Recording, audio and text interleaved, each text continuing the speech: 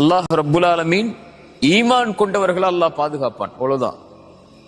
வானம் பூமிகளில் உள்ள எல்லோரும் ஒன்று சேர்ந்து அவனுக்கு எதிராக நின்னாலும் சரி, அல்லாஹ் அவனை பாதுகாக்கணும்னு நாடிட்டான்னா அவ்வளவுதான் முடிஞ்சு.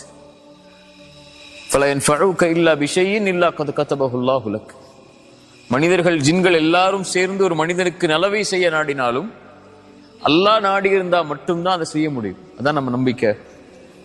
லா ஹவுல வலா குவத இல்லா பில்லாஹ். எந்த சக்தியும் இல்லை, எந்த ஆற்றலும் இல்லை அல்லாஹ் அதை நாடாமல், அல்லாஹ் விரும்பாமல். அல்லாஹ் என்ன பாதுகாக்காத வரைக்கும் எந்த பாதுகாப்பும் இல்லை.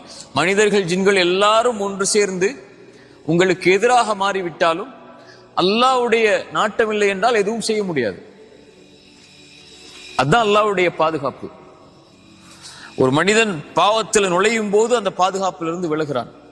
எப்ப அந்த பாவத்தை விட்டு வெளியே வர்றானோ அப்ப அல்லாஹ்வுடைய பாதுகாப்பின் பக்கம் அவன் வர்றான். நூன், யூனுஸ் அலைஹிஸ்ஸலாம். மீன் வயிற்றுக்குள் இருந்தது யார்? யூனுஸ் அலைஹிஸ்ஸலாம். அவங்க ஒரு கட்டளையை மீறதுக்காக அல்லாஹ்வுடைய சோதனைக்கு உள்ளாக்கப்பட்டு ஒரு மீனுடைய வயிற்றுக்குள்ள அந்த இருள சிக்கி கொள்றாங்க. யாரும் இல்லைன்னு தெரிஞ்சிருச்சு அவங்களுக்கு. அவ்வளவுதான், இந்த இருளாயிடுச்சு நம்முடைய வாழ்க்கை. இனிமேல் வெளியேறணும்னு சொன்னா ஒருவனுடைய பாதுகாப்பு வந்தா மட்டும்தான் வெளியேற முடியும். அது எது கொண்டு வரும்? பாவ மன்னிப்பு கொண்டு வரும்.